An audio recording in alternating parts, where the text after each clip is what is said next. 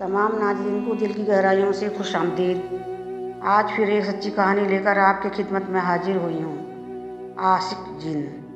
मेरा ये वीडियो देखने के पहले प्लीज़ सब्सक्राइब ज़रूर कीजिएगा। किसी शहर में एक जवान लड़का रहता था, सानौला सा, दुबला पतला सा।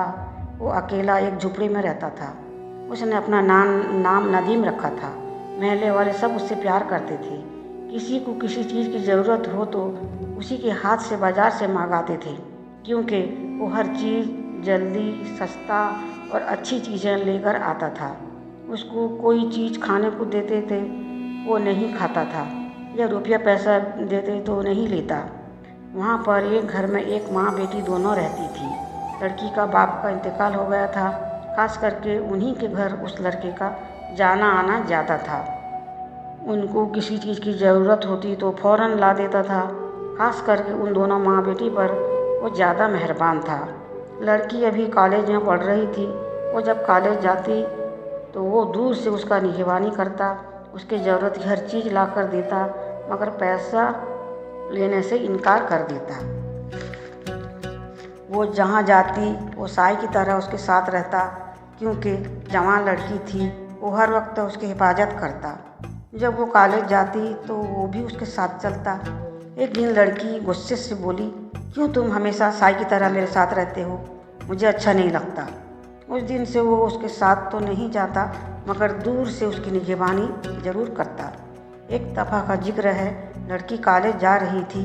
दो बदमाश लड़के आकर लड़की को छेड़ने लगे। लड़की अकेली थी, क्या करे सोचने लगी। वो दोनों बदमाश लड़के उसका पीछा नहीं छोड़े।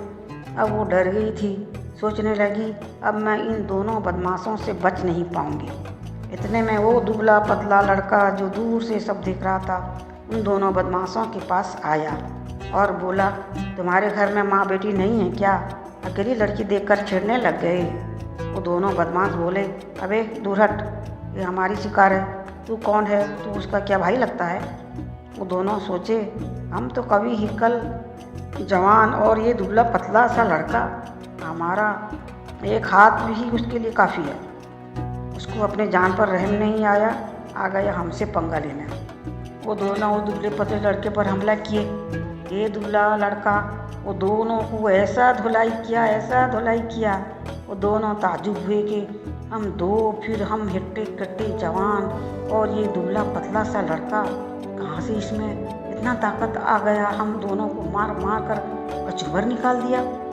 लड़की भी उसकी ये करामत देखकर ताज्जुब हुई और बोली, तुम तो मेरे साथ नहीं थे, तुमको कैसे मालूम हुआ कि वो दोनों मेरा पीछा कर रहे थे? और तुम में इतनी ताकत कहाँ से आ गई?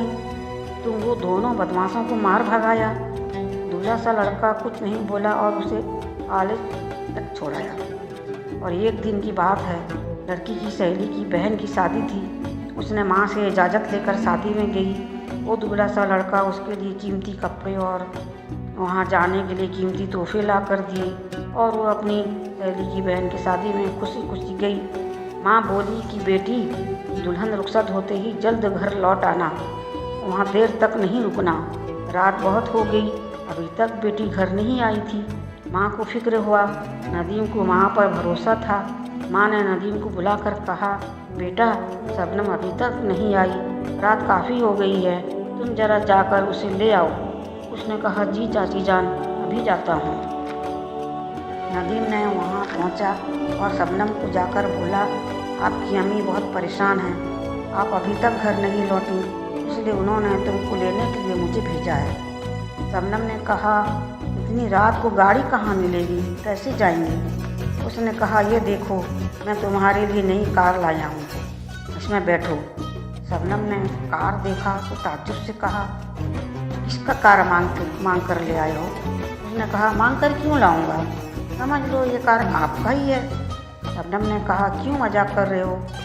तुम तो दिन भर घूमते फिरते हो, कुछ काम नहीं करती, इतनी कीमती कार कहाँ से खरीद लिया?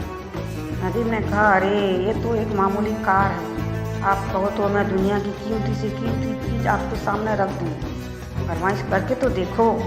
नदीम कार चलाया जा रहा था। शबनम उसके बगल में बैठी हुई थी। बोली, इतना प्यार करते हो मुझे? उसने कहा, और नहीं तो क्या, आपके लिए दुनिया जहाँ की दौलत निछावर कर सकता हूँ।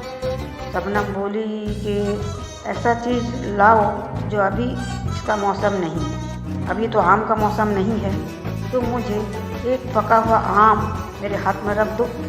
उसने कहा आँख बंद करो, मैं जब खोलने को कहूँगा तो खोलना। उसने आँख बंद किया।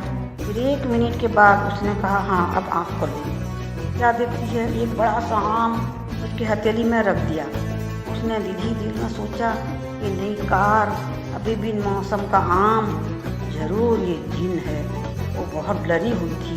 घर पहुंचकर उसने किसी से बात नहीं की। माँ ने पूछा सहेली की बहन का शादी ठीक ठाक हो गया, दूल्हा और उनके घर वाले कैसे हैं। उसने मामूली सा जवाब देकर बिस्तर पर चली गई। रात भर उसे नींद नहीं आई। इतने सालों से वो हमारे घर आता रहता है, वो एक जिन है जो मुझे इतना प्यार करता है। सुबह जब उठी तो उसे जोरों का बुखार चढ़ गया था।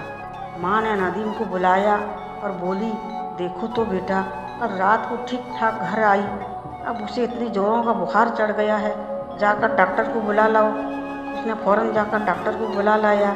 डॉक्टर ने देखा और दवाई लिख दिया। नदीम ने फ़ौरन जाकर दवाई लाया, लेकिन बुखार था कि उतरने का नाम ही नहीं लेता था। इसी तरह कई दिन तक वो बिस्तर से उठ न सकी। माँ बहुत परेशान हो गई। नदीम समझ चुका था कि वो जान चुकी है कि मैं एक जिन हूँ।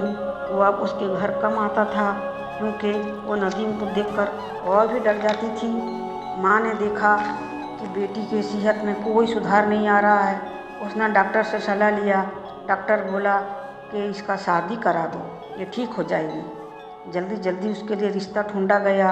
एक अच्छे घराने का रिश्ता मिल गया। लड़का ठीक ठाक था, तालीम याफ्ता और अच्छा नौकरी करता था। उससे शबनम की शादी कर दी गई। शबनम अपने ससुराल चली गई। शादी के दूसरे दिन से कोई भी नदीम को और देखा नहीं। महल्ले वाले सब उसको प्यार करते थे। वो सबों के काम में हाजिर रहता था। किसी ने कहा चलो तो उसकी झुपड़ी में देखें, कहीं वो बीमार तो नहीं है। वहाँ जाकर देखने पर वो मरा हुआ पड़ा मिला। उसकी रूह परवाज कर गई थी। महल्ले वाले उसके कफन दफन का इंतजाम किए।